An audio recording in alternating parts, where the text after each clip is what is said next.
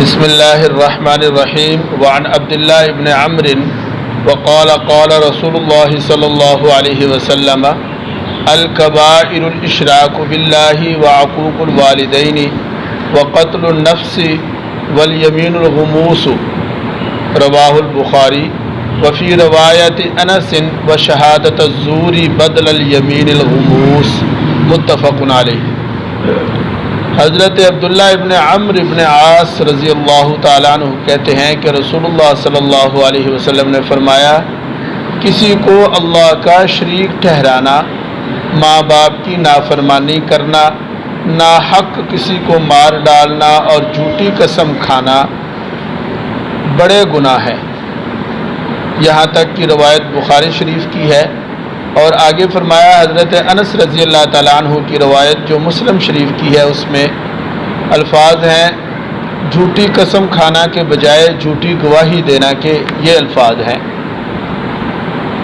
4 چیزیں ایسی ہیں جن کو کبیرہ گناہ اس حدیث میں ارشاد فرمایا ہے۔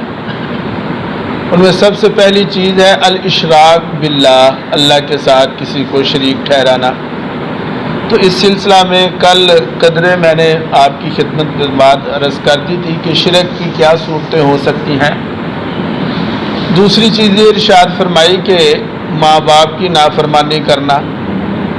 عقوق، جو لفظ عقوق یہاں پر استعمال ہوا ہے، اس کا معنی ہے ایذا پہنچانا، تکلیف پہنچانا۔ تو لہذا کوئی بھی ایسا کام کرنا جس کی وجہ سے والدین کو تکلیف پہنچتی ہو، یہ بھی کبیرہ گناہ ہے، بڑا گناہ ہے۔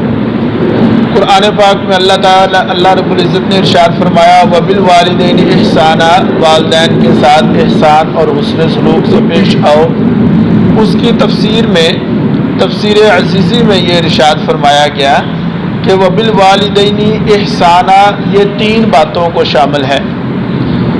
پہلی بات تو یہ ہے کہ کسی قسم کی اذیت نہ پہنچائی جائے، خواہ وہ ہاتھ سے ہو، خواہ وہ زبان سے ہو، والدین کو ایسی کوئی تکلیف نہ پہنچائی جائے، اور نہ ان کے ساتھ بد کلامی کی جائے، نہ بد زبانی کی جائے والدین کے ساتھ۔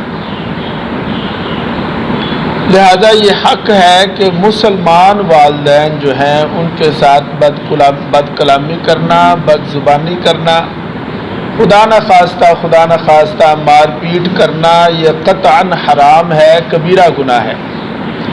ویسے تو جو کافر والدین ہیں ان کے ساتھ بھی ایسا رویہ کرنا یہ کبیرہ گناہ ہے، یہ بھی غلط ہے۔ لیکن علماء نے لکھا ہے کہ اگر والدین، توجہ کریں، علماء نے لکھا کہ اگر والدین کافر ہیں یا اگر والدین کسی کبیرہ گناہ میں لگے ہوئے ہیں تو پھر ان کو اس کفر کی لعنت یا اس کبیرہ گناہ کی نحوست سے بچانے کے لیے تھوڑی بہت سختی کرنا جائز ہے، اور اس سختی کا مقصد جو ہے وہ یہی ہو کہ یہ کفر سے بچ جائیں یا اس کبیرہ گناہ میں جس میں لگے ہوئے ہیں اس سے بچ جائیں۔ اور دوسری شرط یہ ہے کہ ناگزیر ہو سختی، اس کے علاوہ اور کوئی حل نہ ہو، یعنی اب اس کے علاوہ اور کوئی حل نہیں ہے۔ اور تیسری شرط اس کے لیے ہے کہ وہ سختی اخلاق اور انسانیت سے بھی گری ہوئی نہ ہو۔ میری بات آپ سمجھ گئے؟ یعنی والدین کے ساتھ ایسی صورت میں تھوڑی بہت سختی کا برتاؤ 3 شرطوں کے ساتھ جائز ہے۔ اللہ اکبر۔ پہلی تو یہ شرط ہے کہ وہ یعنی ہلکی ہو، دوسرا یہ ہے کہ ناگزیر ہو، اس کے علاوہ اور کوئی حل نہ ہو، اور تیسرا یہ ہے کہ اخلاق اور انسانیت سے گرا ہوا کوئی کام نہ ہو۔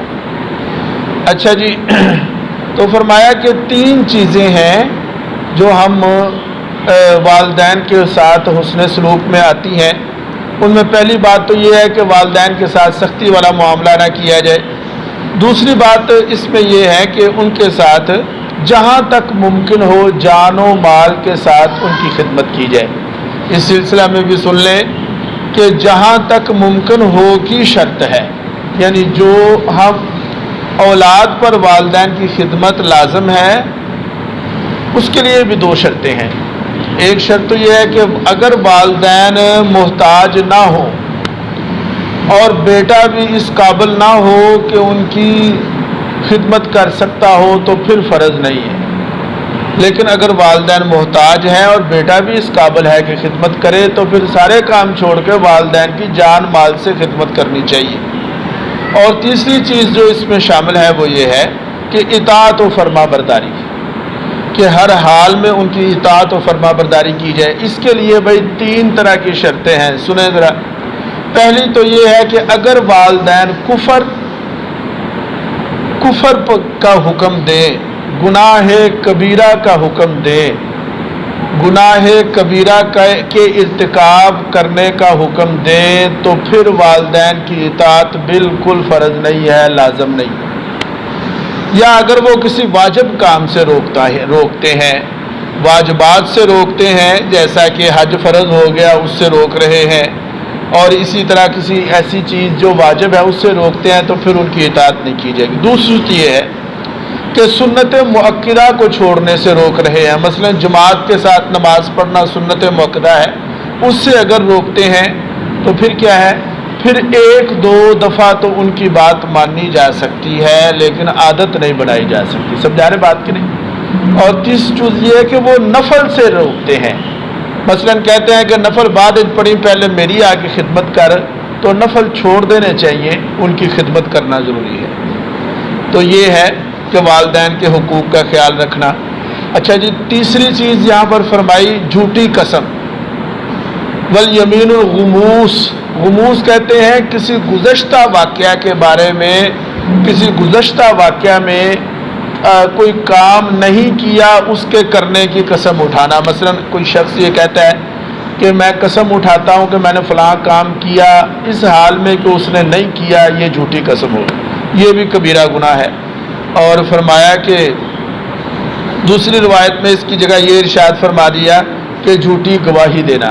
تو جھوٹی گواہی دینا بھی انتہائی بڑا اور برا کام ہے، بڑا گناہ ہے، اللہ تعالیٰ کی طرف سے سخت عذاب کا مستوجب بناتا ہے. اللہ تعالیٰ سے دعا ہے کہ اللہ تعالیٰ کہے سنے پر عمل کی توفیق عطا فرمائے.